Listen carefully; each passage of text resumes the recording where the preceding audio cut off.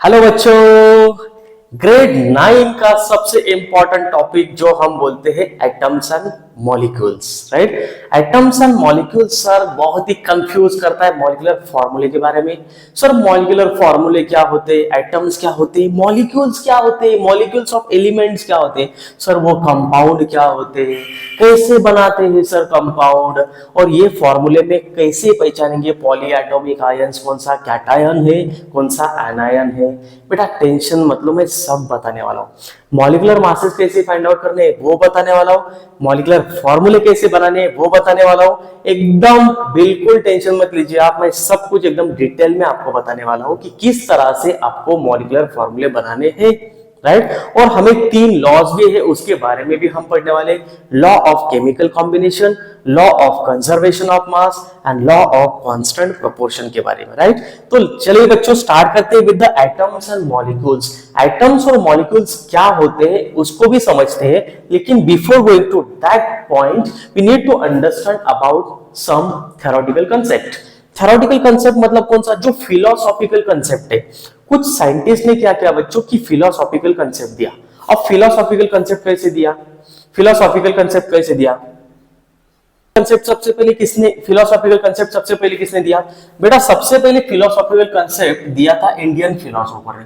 बेटा Indian philosophers इतने talented थे, इतने ब्रिलियंट थे। आज हम जो पढ़ते हैं ना Dalton atomic theory, Thomson atomic theory, Rutherford atomic theory, ये एटॉमिक थ्योरी वो atomic theory, Bohr's atomic theory, बेटा ये सब बाद में आए, ये सब 18th सेंचुरी के बाद में आए। सबसे पहले हमारे इंडियन फिलोसोफर्स थे, हमारे इंडियन सही थे कि जिन्होंने सबसे इंपॉर्टेंट थ्योरीज को रिवॉल्यूशन किया, राइट। तो सबसे पहले इंडियन फिलोसोफर ने 500 बीसी में, कब किया बेटा, 500 बीसी में इंडियन फिलोसोफर ऋषि कनाद ने बोला, बेटा ऋषि कनाद ने क्या बोला कि मैटर क्या होता है, मैटर एक पदार्थ होता है। सर बोले तो देखो बेटा, अब ये मार्कर है, ये मार्कर क्या है, ये मार्कर क्या है, ये मार्कर क्या है, ये मार्कर क्या है बेटा, ये मार्कर एक पदार्थ है, क्या है, पदार्थ है, राइट। इसे पदार्थ क्यों बुलाता है, क्योंकि इसके अंदर बहुत सारे एटम्स है, राइट। तो ये मार्कर एक क्या पदार्थ है, मतलब मैटर है, राइट। इसे हम मैटर बोलेंगे। सर मैटर बोले तो बेटा, मैटर बोले तो क्या होता है, matter can occupy space and have मास। क्या बोलते हैं हम कि मैटर क्या करता है, सबसे पहले वो ऑक्युपाई करता है, क्या करता है, ऑक्युपाई करता है स्पेस, राइट। मैटर कोई भी मैटर एक ऑक्युपाई करता है स्पेस, और सेकंड क्या होता है, उसको क्या होता है, मास होता है, मींस हैव मास। मैटर क्या होता है, उसमें मास होता है। जैसे सिंपल एग्जांपल बताता मैं आपको, आपका एक गोलू मोलू दोस्त बैठा है चेयर पे क्लास के अंदर, राइट। और वो एकदम आराम से बैठा है, ऐश कर रहा है बेटा वहां पे, और आप आ गए, आपकी जगह थी वो वहां पे बैठा है, राइट। और आपको वहां पे बैठना है, आप क्या आप बैठ सकते हैं वहां पे, सर मैं तो बैठ जाऊंगा बेटा, लेकिन कहां पे बैठेगा, ऑलरेडी उसने स्पेस क्या किया है, ऑक्युपाई कर लिया है, और उसका मास भी एकदम सॉलिड है। तो बैठेंगे कहां पे, आप वहां पे नहीं बैठ सकते, बिकॉज बिकॉज वो जो बेटा वहां पे बैठा है आपका दोस्त, वो क्या है, मैटर है। और वो मैटर क्या है बेटा, वो स्पेस ऑक्युपाई करता है, मैटर स्पेस ऑक्युपाई करता है। और सेकंड क्या, हैव मास, मतलब उसको मास भी होता है, राइट। तो उसके अंदर सॉलिड मास भरा है और वो स्पेस ऑक्युपाई करता है, उसे हम मैटर बोलते हैं। यहां तक क्लियर है। तो ऋषि कनाद ने बोल दिया, क्या बोला, if you go on dividing matter means पदार्थ, we get smaller and smaller particles। बेटा मैटर को अगर आपने डिवाइड किया, you will get smaller and smaller particles। कैसे सर, देखो बेटा सिंपल एग्जांपल मैं आपको बताता हूं, सिंपल एग्जांपल देखो, ये मार्कर है, ये मार्कर को आपने कट किया बेटा नाइफ से, राइट। आप स्मॉलर स्मॉलर पार्टिकल्स में कन्वर्ट कर सकते हैं इसको, यस डेफिनेटली कर सकते हैं बेटा, आप इसको स्मॉलर एंड स्मॉलर पार्टिकल्स में डिवाइड कर सकते हैं। इसका मतलब ऋषि कनाद ने क्या बोला कि इस मैटर को, इस पदार्थ को आप स्मॉलर एंड स्मॉलर पार्टिकल में डिवाइड कर सकते हैं। यहां तक क्लियर है बेटा, यस सर समझ में आया, राइट। अब इसने क्या बोला आगे, a time will come where further division will not be possible called परमाणु।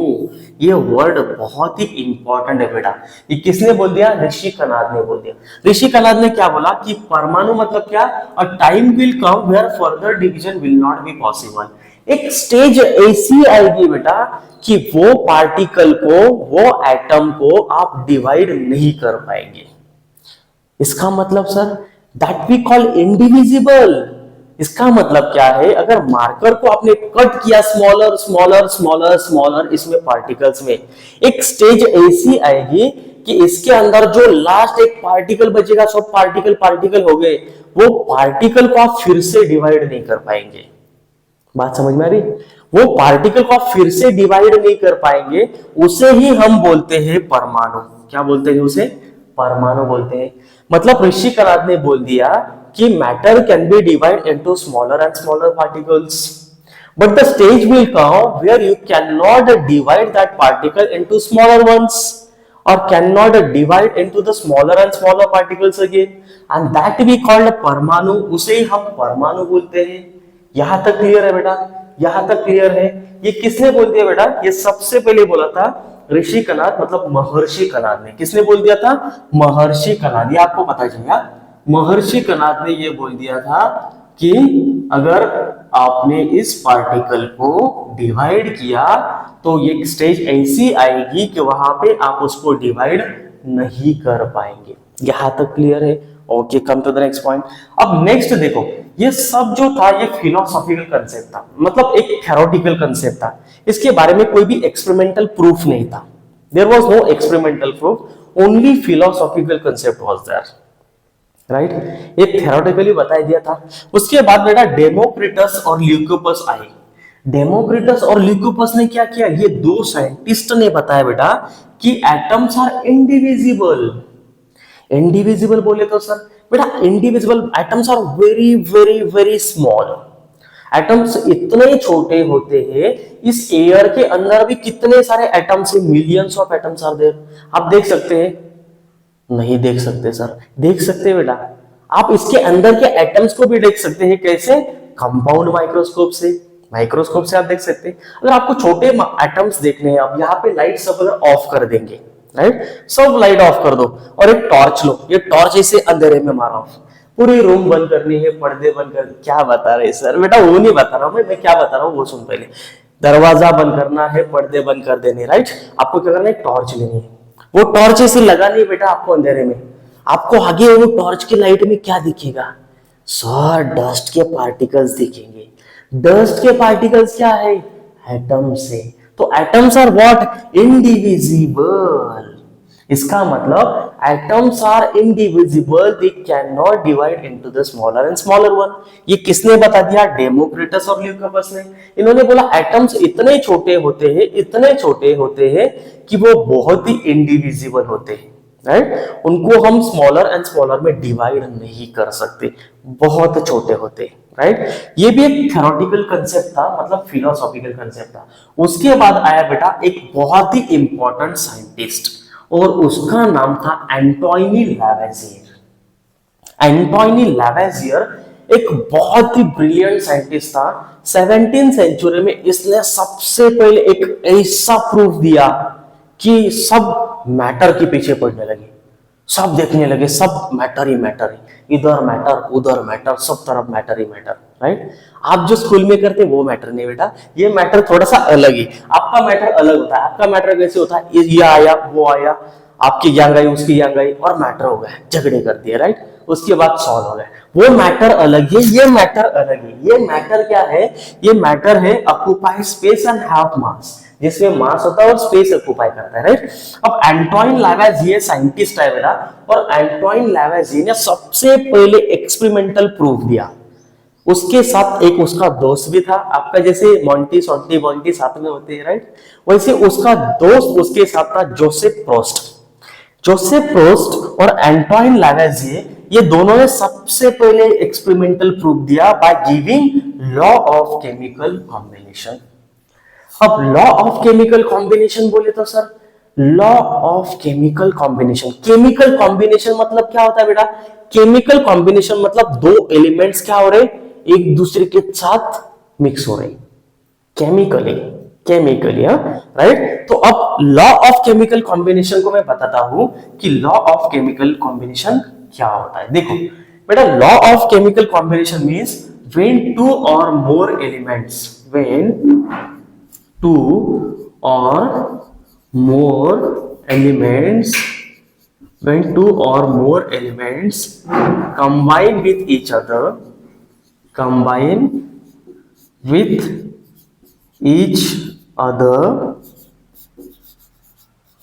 or reacts with each other chemically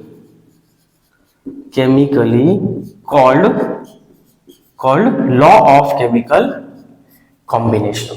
देखो लॉ ऑफ केमिकल कॉम्बिनेशन क्या होता है बेटा? लॉ ऑफ केमिकल कॉम्बिनेशन क्या होता है? मतलब इसमें क्या होता है कि when two or more elements combine with each other or reacts with each other chemically.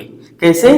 Chemically एक दूसरे के साथ क्या करते हैं? वो रिएक्शन करते हैं, उससे हम बोलते हैं लॉ ऑफ केमिकल कॉम्बिनेशन। बोले तो सर नहीं समझ में आया। एक सिंपल एग्जांपल बताऊं मैं आपको। देखो सिंपल एग्जांपल लेते हैं, एक दो एलिमेंट को लेते हैं हम, दो एलिमेंट को, ठीक है, और दो एलिमेंट को क्या करते हैं? एक दूसरे के साथ रिएक्ट करते। सर एलिमेंट बोले तो क्या बेटा? Element oxygen. आप जो एयर लेते हैं वो क्या है? ऑक्सीजन है, राइट। आप जो रिलीज करते हैं वो क्या है? कार्बन डाइऑक्साइड है। बात समझ में आ रही? तो कार्बन क्या है? एलिमेंट है। ऑक्सीजन क्या है? एलिमेंट है। बात समझ में आ रही है? अब आप जो यूज करते हैं ऑटोमोबाइल्स में, जो गैस यूज करते हैं सीएनजी, मतलब कंप्रेस नेचुरल गैस, बराबर। बात समझ में आ रही? घर में जो गैस यूज करते हैं वो क्या है? ब्यूटेन। इसमें क्या है? एलिमेंट्स। आप जो पहनते हैं ईयर रिंग या जो रिंग्स पहनते हैं वो क्या होती? गोल्ड की। तो गोल्ड क्या है? एलिमेंट है। उसके बारे में डिटेल में हम बात करने वाले हैं। सिर्फ यहाँ पे ये समझो कि लॉ ऑफ केमिकल कॉम्बिनेशन क्या है। लॉ ऑफ केमिकल कॉम्बिनेशन बोलता है दो या उससे ज्यादा एलिमेंट्स एक दूसरे के साथ केमिकल रिएक्शन करते हैं और कुछ नया कंपाउंड फॉर्म करते हैं। बात क्लियर है? एक सिंपल एग्जांपल लेते हैं। देखो अब कार्बन है, अब ये कार्बन रिएक्शन करता है ऑक्सीजन के साथ। किसके साथ? ऑक्सीजन के साथ। और यहां पे बना देता है कार्बन डाइऑक्साइड। क्या बना देता है? Carbon dioxide. अब रिएक्शन कौन कौन कर रहे हैं? सर ये दोनों कर रहे हैं, कार्बन और ऑक्सीजन। तो कार्बन और ऑक्सीजन क्या हो गए? ये दोनों हो गए रिएक्टेंट्स। क्या बोलेंगे इसे हम? रिएक्टेंट्स। क्यों reactants? They react with each other. ये दोनों एक दूसरे के साथ रिएक्शन कर रहे हैं, तो इसलिए हम बोलेंगे इसे रिएक्टेंट्स, राइट। अब ये एरो क्या है सर? बेटा ये एरो दिखा रहा है कि रिएक्शन इज गोइंग ऑन, ये रिएक्शन हो रही है, ये दिखा रहा है, राइट। तो ये रिएक्शन में क्या हो रहा है कि दो एलिमेंट एक दूसरे के साथ केमिकली रिएक्ट होते हैं और बना देते हैं बेटा कार्बन डाइऑक्साइड। वो कार्बन डाइऑक्साइड क्या है? प्रोडक्ट।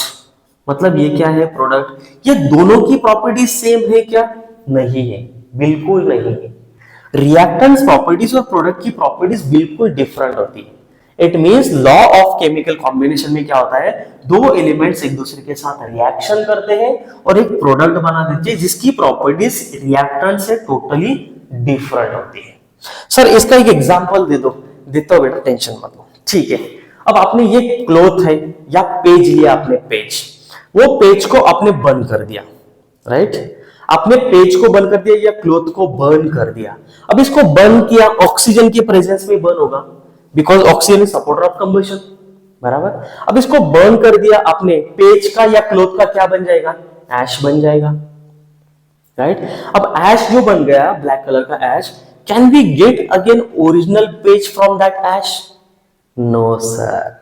वो ऐश से आपको फिर से पेज मिलेगा, फिर से वो क्लॉथ मिलेगा? नहीं मिलेगा। क्यों? क्योंकि यहां पे न्यू प्रोडक्ट फॉर्म हो गया, कार्बन डाइऑक्साइड।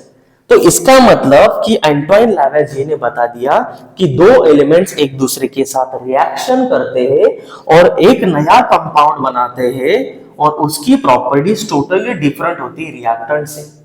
क्लियर है बेटा? Yes or no? This is what law of chemical combination. मतलब two elements react with each other and form a product that we call law of chemical combination. ठीक है, तो चलिए बच्चों बात करते हैं अब law of conservation of mass के बारे में। हमने अभी पढ़ा कि लॉ ऑफ केमिकल कॉम्बिनेशन क्या होता है, जिसमें दो एलिमेंट्स कंबाइन होते हैं और प्रोडक्ट फॉर्म करता है, राइट। तो दो एलिमेंट जो कंबाइन होते हैं वो होते हैं रिएक्टेंट्स और जो फॉर्म होता है उसे हम बोलते हैं प्रोडक्ट, राइट। अब देखते हैं law of conservation of mass क्या होता है। बेटा law of conservation of mass बहुत ही इजी है। क्या दिया इसमें? Mass can neither be created or not destroyed in chemical reaction. इसका मतलब क्या है, जब भी कोई केमिकल रिएक्शन होती है बेटा तो कुछ तो फॉर्म होता है, राइट। जैसे कि हमने पेज को बंद कर दिया और उसमें ऐश फॉर्म हो गई, बराबर। तो उसी तरह से जब कोई केमिकल रिएक्शन होती है, in a chemical reaction mass neither be created, mass create भी नहीं किया जाता, and can not be destroyed. इसका मतलब ये है जब कोई केमिकल रिएक्शन होती है, मास can neither be created nor be destroyed in chemical reaction. जब रिएक्शन होगी तो कुछ तो प्रोडक्ट फॉर्म हो जाएगा। सर कैसे समझ में आएगा? देखो सिंपल एग्जांपल बता मैं आपको। जैसे ये कुछ एलिमेंट हमने लिए, कार्बन और ऑक्सीजन को हमने यहाँ पे लिया, ठीक है। अब कार्बन और ऑक्सीजन में क्या फॉर्म होगा? कार्बन डाइऑक्साइड फॉर्म होगा सर। अब कार्बन डाइऑक्साइड फॉर्म होगा, ये आपको पता है, जब इसे हम बर्न करेंगे। अब एक सिंपल बात बताऊं मैं आपको, इसके कुछ मॉलिक्यूलर मास होते हैं, एटॉमिक मास होता है, राइट। अब इसका एटॉमिक मास कार्बन का होता है 12, मतलब ये 12 ग्राम ऑफ कार्बन है, ठीक है। और ये ऑक्सीजन, ऑक्सीजन का एटॉमिक मास होता है 16। ये आपको आगे है, टेंशन मत लीजिए, सिर्फ समझो मैं क्या बता रहा हूं। अब 16 ग्राम ऑफ क्या है? ऑक्सीजन है, लेकिन कितने ऑक्सीजन है? 2 है। तो 16 इंटू 2 करना पड़ेगा आपको, यू विल गेट 32, बराबर। बात समझ में आ रही? तो इसका मतलब क्या हो रहा है, इस रिएक्शन में 32 gram of oxygen react with 12 gram of carbon, right. 32 gram of oxygen react with 12 gram of carbon, और यहां पे बन गया 44 ग्राम ऑफ कार्बन डाइऑक्साइड। 32 को और 12 को आप कंबाइन कर दो तो आपको क्या मिलेगा? 44 ग्राम ऑफ कार्बन डाइऑक्साइड मिल रहा है। मतलब रिएक्शन में हो क्या रहा है? मास can neither be created, mass create भी नहीं हो रहा है, उनका ऑलरेडी दोनों का है, और जो प्रोडक्ट बन रहा है not destroyed in chemical reaction, product में भी उतना ही बन रहा है। मतलब जितना रिएक्टेंट में मास है उतना ही मास प्रोडक्ट में है। बात क्लियर है? ओके, जितना मास रिएक्टेंट्स में है उतना ही मास प्रोडक्ट में आ रहा है। मतलब मास neither be created nor be destroyed in chemical reaction, कुछ तो रिएक्शंस में होता है। ये बात आपको समझ में आ रही? सिंपल से एग्जांपल बताता हूं बेटा। सुबह सुबह आप मॉर्निंग में क्या करते, एकदम खाना खा लेते फुल पैक, राइट। तो आपने क्या लिया? Potential energy, right. अब दिन भर आप काम करते, इधर उधर घूमते, इधर उधर घूमते हैं, क्रश के पीछे घूमते, राइट ना। तो क्या होता है बेटा, आप जब इधर उधर घूमते हैं तो आपके अंदर की जो पोटेंशियल एनर्जी है आप यूज करते in the form of kinetic energy. तो आपको क्या लग रहा है, आपने एनर्जी पूरी लूज कर दी है, पूरी डिस्ट्रॉय हो गई? नहीं हो गई। आपने जो पोटेंशियल एनर्जी स्टोर की थी वो कन्वर्ट हो गई काइनेटिक एनर्जी में। किसमें? काइनेटिक एनर्जी में। इसका मतलब क्या हो रहा है कि potential energy converted into kinetic energy. तो मास इज कांस्टेंट, दोनों में भी मास क्या है? कांस्टेंट है। बात क्लियर है? यहां तक क्लियर हो गया आपको कि इस रिएक्शन में क्या होगा? मास कांस्टेंट है, ये आपको समझ में आ गया, ठीक है। अब कुछ अनदर एग्जांपल्स लेते हैं, जैसे कि लॉ ऑफ कंजर्वेशन का अनदर एग्जांपल। ओके, कुछ एग्जांपल्स लेते हैं बेटा। दूसरा, जैसे कि एक एग्जांपल लिया हमने NaOH का एसिड बेस रिएक्शन। आपको भी पता है एसिड बेस रिएक्शन क्या होता है, NaOH और HCl, मतलब ये दोनों क्या है? ये बेस है और ये एसिड है। अब ये बेस को लिया आपने और ये एसिड को लिया यहाँ पे, राइट। अब दोनों का मास निकालेंगे पहले। दोनों का मास कैसे निकालेंगे? सोडियम का होता है 23, आपको पता नहीं होगा, डोंट वरी, टेंशन मत लो, आपको बाद में है इसी टॉपिक में, ठीक है। इस टॉपिक में सोडियम का मास है बेटा 23, ऑक्सीजन का मास है 16, राइट। और हाइड्रोजन का कितना है? 1। तो हाइड्रोजन का है 1। आपको टोटल मास कितना मिल रहा है? यहाँ पे देखो कितना मिल रहा है, 40, बराबर। तो 40 ग्राम NaOH है। कितना है? 40 ग्राम NaOH है, सोडियम हाइड्रोक्साइड। अब HCl कितना है? देखो हाइड्रोजन का मास क्या है बेटा? 1, बराबर। और क्लोरीन का मास कितना है बेटा? 35.5, बराबर, इतना है। क्लियर? अब आपको क्या मिल रहा है यहाँ पे? 36.5, राइट। इतना क्या मिल रहा है आपको? HCl का मास मिल रहा है, राइट। अब दोनों एक दूसरे के साथ रिएक्शन करेंगे तो यहाँ पे क्या बन जाएगा? यहाँ पे बन जाएगा NaCl salt, sodium chloride plus H2O, ये बन जाएगा, राइट। अब ये दोनों का मास अगर आप काउंट करेंगे, दोनों का मास इन दोनों के इक्वली होगा, इन दोनों के इक्वली होगा। तो इसका मतलब क्या है? जितना मास यहाँ पे था रिएक्शन में उतना ही मास यहाँ पे है प्रोडक्ट में। इसे ही बोलते हैं law of conservation of mass. Clear है? मतलब दोनों का मास इक्वल है, रिएक्टेंट्स में जितना है उतना प्रोडक्ट में है, इसे बोलते हैं लॉ ऑफ कंजर्वेशन। क्लियर है? ओके, नेक्स्ट लॉ देखते हैं, law of constant proportion. Constant proportion क्या होता है? देखो, कांस्टेंट प्रोपोर्शन बोले तो सर देखो सिंपल एग्जांपल बताता हूं आपको। In a chemical substance or in a chemical reaction, the elements are always present in the definite proportion by mass. मतलब डेफिनेट प्रोपोर्शन बाय मास होता है कोई भी जब केमिकल रिएक्शन होती है। सर ये और ये तो सेम ही हो गया, नहीं सेम नहीं, दोनों में बहुत फर्क है। देखो कैसे, अब एक एग्जांपल लेते हैं, कार्बन को हमने रिएक्शन किया ऑक्सीजन के साथ, यहां पे मिल गया कार्बन डाइऑक्साइड, बराबर। अब सेकंड एग्जांपल लेते हैं, कैल्शियम कार्बोनेट। कैल्शियम कार्बोनेट क्या होता है? मार्बल होता है बेटा, राइट। अब मार्बल को हीट करेंगे आप तो आपको मिल जाएगा यहाँ पे calcium oxide plus carbon dioxide, बराबर। क्या मिल रहा है? कार्बन डाइऑक्साइड मिल रहा है। बात समझ में आ रही? तो इस रिएक्शन में आपको कार्बन डाइऑक्साइड मिल रहा है। और एक अगर रिएक्शन लेते हैं और रिएक्शन में अगर कार्बन डाइऑक्साइड मिलता है, अब ये दोनों रिएक्शन में देखो आपको क्या मिल रहा है, यहाँ पे कार्बन डाइऑक्साइड, यहाँ पे कार्बन डाइऑक्साइड, दोनों रिएक्शन में या कितने भी रिएक्शन होने दो, जिस रिएक्शन में कार्बन डाइऑक्साइड मिलता है उसका मॉलिक्यूलर मास सेम होता है। ये दोनों का अगर मास निकालेंगे तो सेम है। तो इसका मतलब क्या है कि केमिकल रिएक्शन में elements are always present in definite proportion by mass, मतलब उनका डेफिनेट प्रोपोर्शन होता है, उसी प्रोपोर्शन में वो प्रोडक्ट फॉर्म करते हैं, राइट। सेकंड बात, यहाँ पे एक कार्बन दो ऑक्सीजन के साथ रिएक्शन करता है, कार्बन डाइऑक्साइड फॉर्म होता है, राइट। अगर आप कार्बन की रिएक्शन करेंगे एक ऑक्सीजन के साथ तो ये कार्बन डाइऑक्साइड फॉर्म करेगा? नहीं करेगा बेटा। क्यों? क्योंकि यहाँ पे एक ही कार्बन और एक ही ऑक्सीजन, तो कार्बन डाइऑक्साइड फॉर्म कहां से होगा? प्रोडक्ट डिफरेंट फॉर्म होगा, मतलब इसका प्रोपोर्शन क्या चाहिए? हमेशा फिक्स चाहिए।